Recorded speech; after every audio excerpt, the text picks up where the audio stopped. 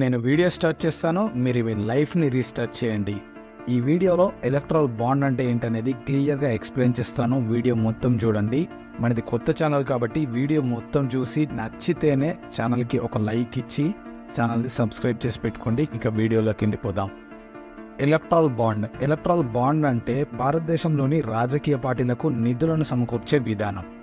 డైరెక్ట్గా లేదా ఇండైరెక్ట్గా ఎట్లా మాట్లాడుకున్నా సరే మీకు ఒక ఎగ్జాంపుల్ తీసుకొని చెప్తా. మనం ఒక ఎగ్జాంపుల్ తిరుమల తిరుపతి దేవస్థానం తీసుకుందాం. ఏ దేవస్థానం అయినా తీసుకోండి. తిరుమల తిరుపతి దేవస్థానం ఎందుకు తీసుకుంటున్నా అంటే ఈ వీడియోకి ఎగ్జాంపుల్గా అది యాప్ట్ అవుద్దని నాకు అనిపించింది. ఫర్ ఎగ్జాంపుల్ మీరు మీ ఫ్యామిలీతో కావచ్చు, మీరు ఎవరైనా సరే మీ ఫ్రెండ్స్ కావచ్చు, తిరుమల తిరుపతి దేవస్థానంకి అయినప్పుడు హుండీలో దక్షిణగా మీరు కొంత మనీని అయితే వేస్తూ ఉంటాం కదా.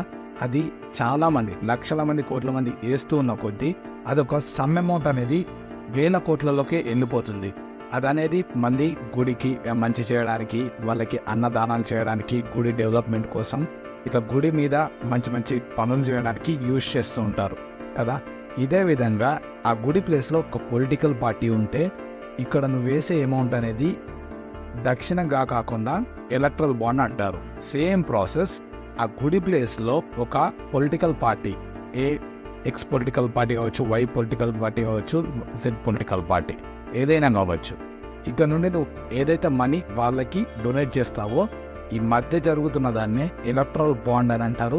ఇది కంప్లీట్గా ఎస్బీఐలో ఒక ఎలక్ట్రల్ బాండ్ అనే పేరు మీద ఇది నడుస్తూ ఉంటుంది. ఓకే, సో ఈ బిల్ అనేది 2017-18లో ఫినాన్స్ బిల్లుగా ప్రవేశపెట్టారు. ఆ తర్వాత ఇది రాజ్యాంగ విరుద్ధమని ఫిబ్రవరి 15, 2024 అంటే ఈ సంవత్సరం సుప్రీంకోర్టు అనేది కొట్టేసింది.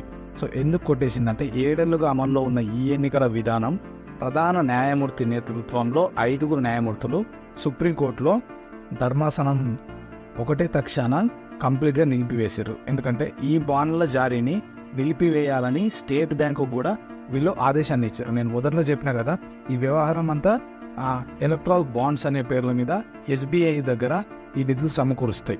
ఏ పార్టీ అయినా కావచ్చు, ఆ పార్టీకి సంబంధించిన అమౌంట్స్. ఓకే, ఇంకా రైట్ టు ఇన్ఫర్మేషన్ యాక్ట్ ని కూడా ఈ ప్రాసెస్ అనేది ఉల్లంఘిస్తుంది లేదా దాన్ని ఆపోజ్ చేస్తుంది అన్న విధంగా ఉంది కాబట్టి దీన్ని అయితే స్టాప్ చేసారు. ఓకే, అయితే ఒక కేసు స్టార్ట్ అయింది, ఒకటి బిల్ పాస్ అయింది, ఒకటి బిల్ క్లోజ్ అయింది అంటే దాని అర్థం పిటిషనర్స్ అయితే ఉంటారు. పిటిషనర్స్ ఎవరంటే కొందరు సపోర్ట్ చేసి కేసెస్ వేస్తుంటారు, కొందరు దాన్ని ఆపోజ్ చేసేస్తుంటారు. సో ఈ విషయంలో ఆపోజ్ చేసేసిన పర్సన్స్ ఎవరంటే ఈ ఎలక్ట్రల్ బాండ్స్ని చట్టవిరుద్ధం చేసేయాలని చేసిన పార్టీ అయితే కేరళలోని ఒక పార్టీ అని చెప్పవచ్చు.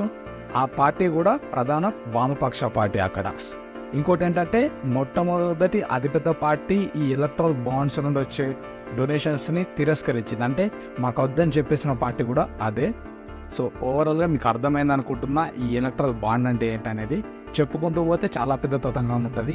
క్లియర్ కట్ ఐడియా అయితే మనకు కావాలి కదా. సో ఎలక్ట్రల్ బాండ్ అంటే ఏంటి, దాని కథ ఏంటి, సో అది ఎప్పుడు వచ్చింది, ఎప్పుడు ఎన్నైంది అనేది చెప్పిన.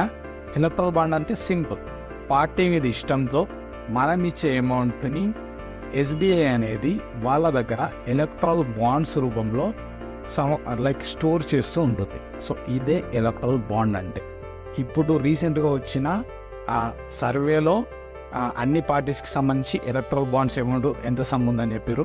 సో బీజేపీ దగ్గర 6,000 కోట్ల పైన ఉంది, కాంగ్రెస్ దగ్గర 1000 కోట్ల పైన ఉంది, బీఆర్ఎస్ దగ్గర 1000 కోట్ల పైన ఉంది, జనసేన దగ్గర 21 crores ఏమో ఉంది, టీడీపీ ఇంకో ఏదో పార్టీ దగ్గర 100-50 crores పైనే ఉంది. సో ఇవన్నీ ఏంటంటే ఆ పార్టీల మీద ఉన్న ఇష్టంతో జనాలు చేసిన డొనేషన్స్. హోప్ ఈ వీడియో మీకు అర్థమైంది అనుకుంటున్నా. వీడియో అర్థమైన నా ఎక్స్ప్లెనేషన్ మీకు నచ్చిన, మనకి కొత్త ఛానల్ మళ్ళీ గుర్తు చేస్తున్నా, వీడియో నచ్చితేనే ఒక లైక్ చేసి వెళ్ళండి. అట్లనే ఛానల్ సబ్స్క్రైబ్ చేసి పెట్టుకుంటే మన ఛానల్ ఇంకో 10 మందికి వెళ్తుంది. Thanks for watching.